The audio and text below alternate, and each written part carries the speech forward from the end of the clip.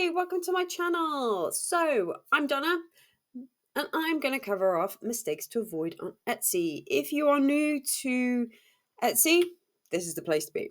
So, I'm going to cover off the mistakes to avoid. There are 10 to go through.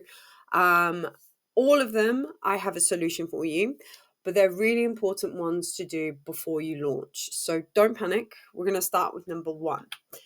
So when it comes to it, some sellers do this where they often just open a shop, list random things that they've tried making, or it doesn't really have a focus on who it's for, but they just thought, I'll shove it on Etsy and see if someone will buy it.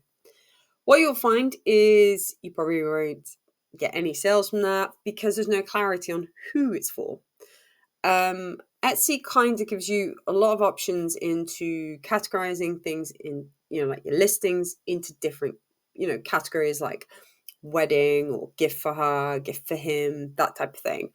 But it's always a really good idea to understand what your niche is going in. Like, is it going to be selling digital guides? Is it to sell things for weddings? Is it that you're going to be selling, I don't know, candles that you've made? So what is it that you're going to be primarily kind of focusing on? The reason for this is on Etsy, you can, pay for ads and stuff like that. And what you'll find is the stores that have kind of a niche, like, for example, wedding specific, they will get a lot more visitors because it's easier to target people interested in weddings and couples and all that. If you have a general store of, say, 20 items and they're for here, there, and everywhere, your ads are going to fall flat because they don't know who the audience is. They don't know how to promote, say, candles to one person and invites to another on the same store. It can get a little bit confusing. There is an example on the bottom right, basically of a store that I found where basically they're primarily all about invitations. And if you go through the entire store, it is all about invitations, birthdays, celebrations, and that type of thing. And that's their niche. And it works for them. And they have so many sales all the time and great reviews. And that's how they've become such a successful business, because they have a focus. And that's kind of what you need and what some Etsy sellers are lacking when they're jumping in. Number 2, weak product photos. There is nothing worse than looking at a photo and going, oh, it's so blurry, or God, I can't read that, or it's cluttered, or inconsistent images when you're on your listings or anything. And it's really confusing and it's really off-putting from a customer's point of view. So what Etsy likes is Canva mockups. There are tons and tons of tools out there for mockups, or good lighting photos of the actual product. If you've got a physical product, take it from different angles. I think you can take up to probably about 8 to 10 photos. And what Etsy is really, they rank quite high is the listings with videos. So you have one video that you can upload, and it's always worth doing for every single product. You can walk around and take a full view of the product. The reason for this is it's giving, all that clarity to the customer. So if at any point a customer comes back and goes, well, that's not what it looks like in the photos, you got video to prove it. Look at the video. The video shows it. Exactly what I sent you is what I gave you, kind of thing.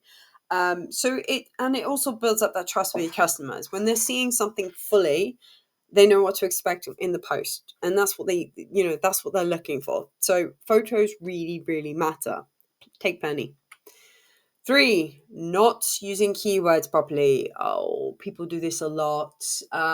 What you'll find is, if you don't use keywords, there is no visibility. Use the wrong ones, you get put in front of people that basically don't want to see your stuff, basically. So, however, the solution to this is there are tools to help you with the keywords. If keywords are something that you're like, I really don't know how to do it, I don't really know how to include them or what to include, use tools like eRank and Marmalade. They are really, really useful tools. They're paid for, I believe, both of them. But you can try it for a month as you're kind of uploading stuff.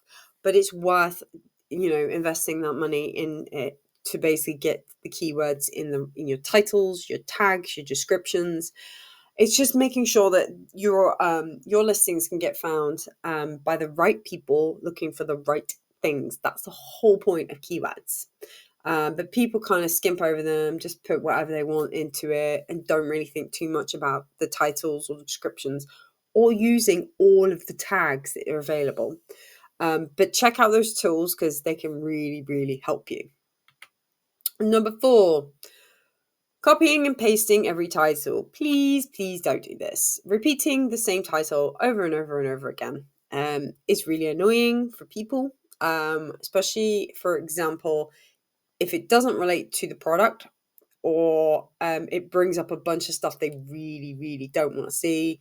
It can be very confusing, especially from a customer's point of view. And Etsy likes variety. It likes to make sure that you've thought about it, and you've got the right keywords mixed in. They're unique and they're diverse as much as possible. What you'll see is 2 lovely invitations on the left-hand side.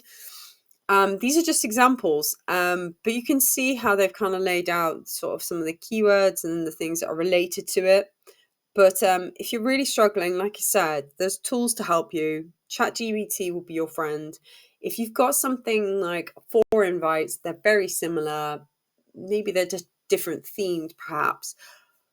Put that into something like an AI tool and basically ask them for 4 separate versions with keywords to basically promote them, and create some titles for you. But it's best to have different titles because, it will come up in different searches, more relevant to whoever's searching. Number 5, halfway. We're nearly there. So this is one that I came across actually personally myself, and it's actually kind of true. Not enough listings to build momentum. So what you'll find is if you only list 1 or 3 items, you get really low shop visibility. People can't find them. There's only 3 items if you think about it in like a sea of God knows how many. So what you should be aiming for is at least 10 minimum, and then adding however many on top of that. Say even if you've got 20 right now, fantastic. Upload all 20 in one hit. You'll improve your reach. You'll give buyers a choice. If your store's new, once you've done all the bits and bobs to it, you add all the information. People can see, if they go in the store, they'll visit and they'll be like, oh, wow, they've got all of these other things that I didn't think about.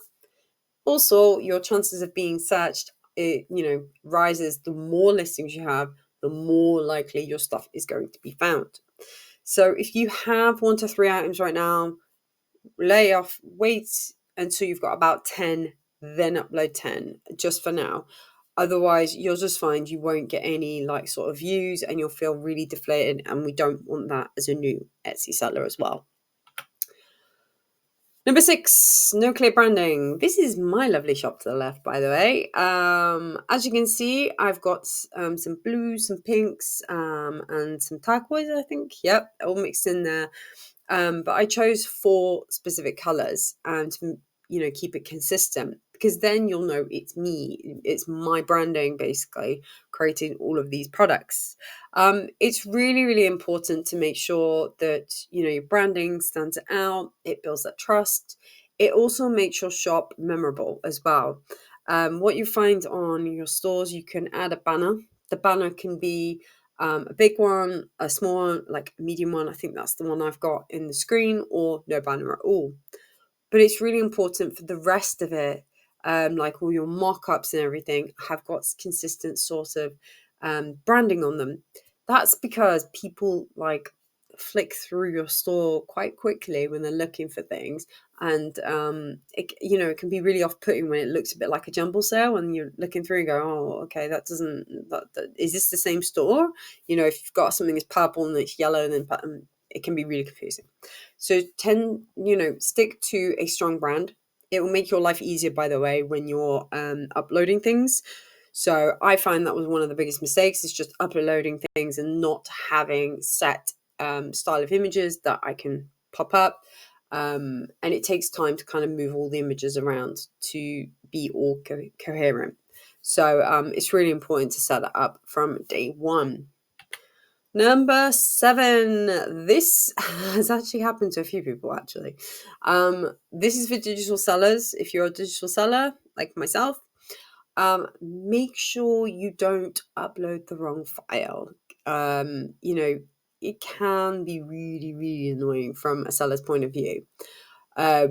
Make sure that if the files are too big, reduce them down, but try and keep the quality. There's a tool called I Love PDFs that reduce it.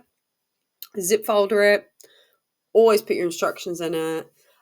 Always in the description put down that it is a download, and they will receive an instant download PDF.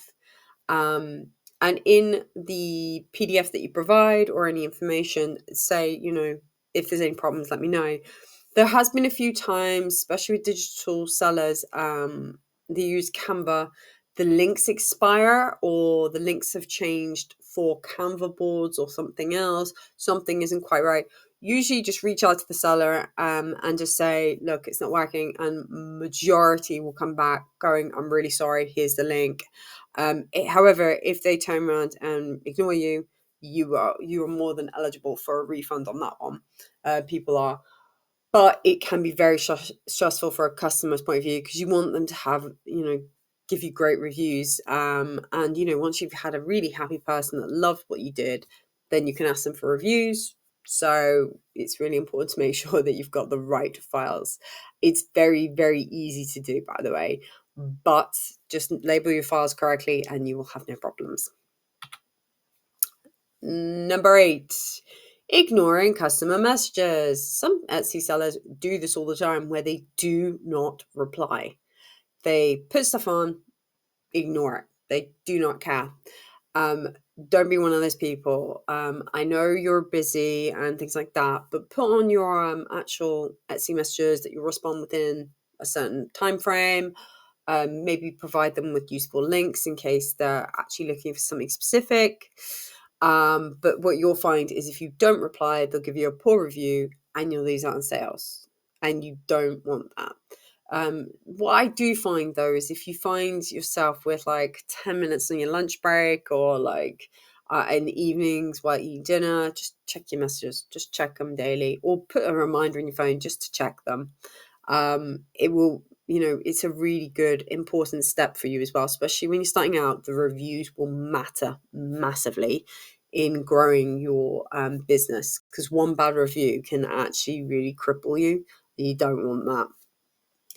Number 9, giving up too early. Please don't do this. So you will find Etsy isn't an instant game. It is a long-term game. You might have this thing in your brain, I have no sales in 2 weeks, so I'm quitting. Don't. It will not happen overnight. What you will find is you will trial and error a lot when it comes to Etsy. You'll have to keep tweaking things, improving SEO, promoting your listings. Most Etsy success stories take 3 to 6 months of consistency, minimum.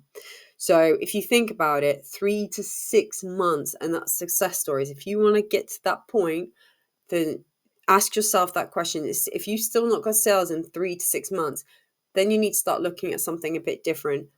But give yourself time. It takes time. So please don't be disheartened if you don't get a sale immediately. On Etsy, you will find there are plenty of marketing tools you can utilize. You could do promotions, you could do discounts, you could build up an email list on socials.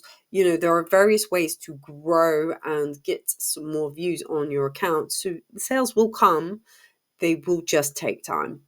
I found with one of the stores that I owned, it took about 2 months before I got my first sale.